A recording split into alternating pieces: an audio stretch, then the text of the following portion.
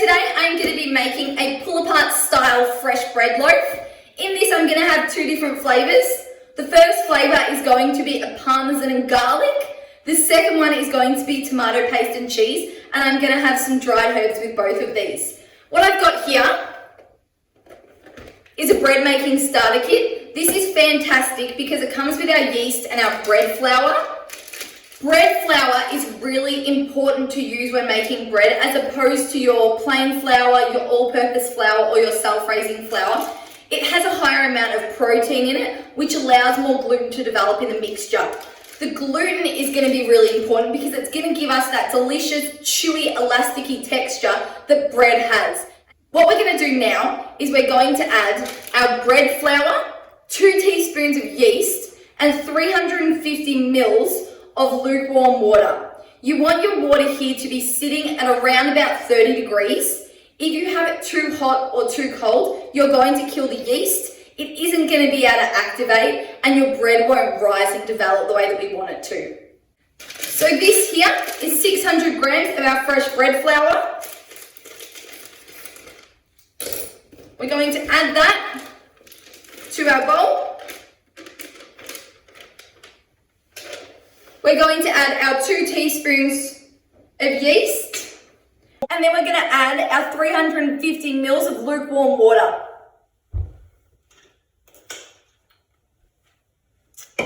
I've just got a thermometer here just to check that it is sitting around about that temperature because we don't want to kill our yeast. All right, perfect. 30 degrees here.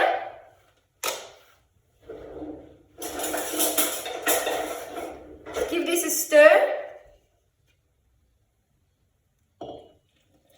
And then we're going to add our lukewarm water here and just stir it in.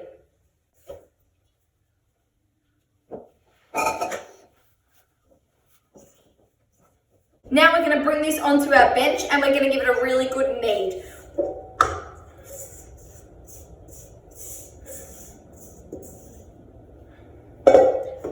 We're going to knead this for about 10 minutes. Doing this is going to help us develop the gluten in it. And the gluten is what is going to give us that really good bread consistency.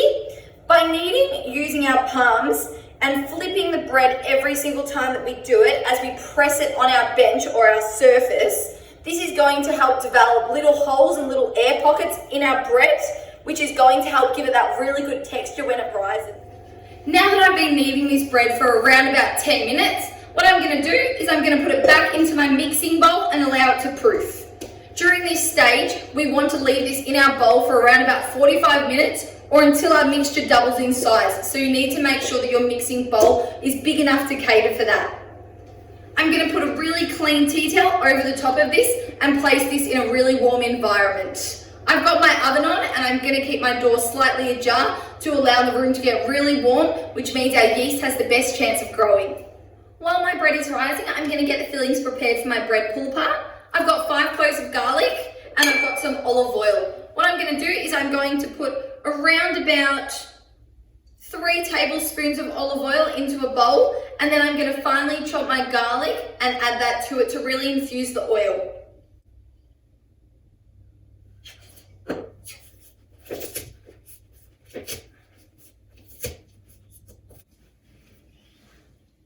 So I've actually just planted garlic in my veggie patch. And I did not realize how long it takes to harvest. So it takes around about 36 weeks just to grow in the soil. And then it also needs to dry out after that. And they suggest at least another 5 months for it to dry out. All right, I've got this really, really finely chopped.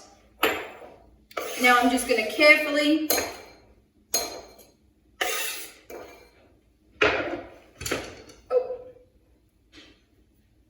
add it to my garlic oil and give it a really good stir. We really want to infuse this oil with that garlicky taste because that is what is going to be coating our bread.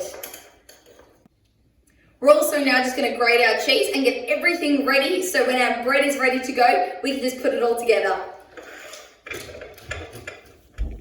All right, so my bread has been rising for about 45 minutes here and it has doubled in size. What we're going to do now is we're going to bring this onto a lightly floured surface. And we're going to degas it, which pretty much means we're going to bring the oxygen back out of it and re-knead it.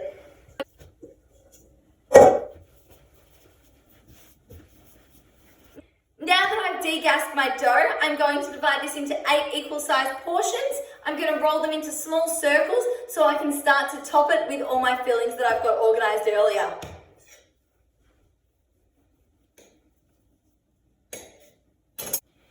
You can see all the beautiful air pockets there.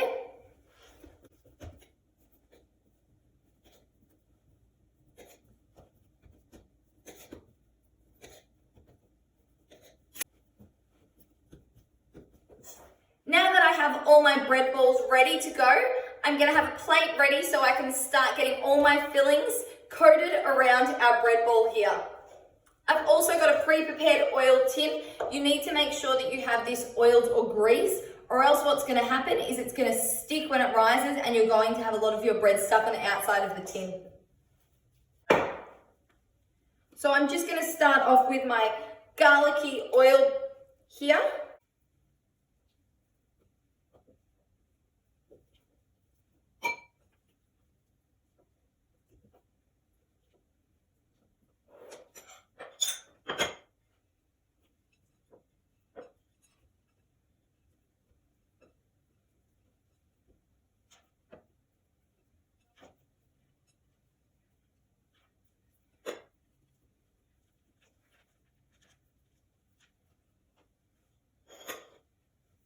And the next one we're going to do is going to be our tomato paste and cheese.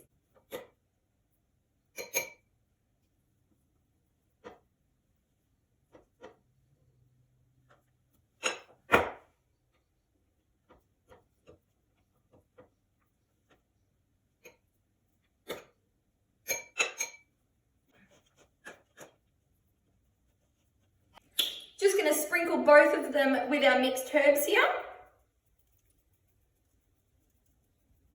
Now that we've got all our bread rolls ready to go, we are going to let it rise again so it doubles in size. We want to once again put this in a nice warm place, covered with our tea towel, before we get cooking.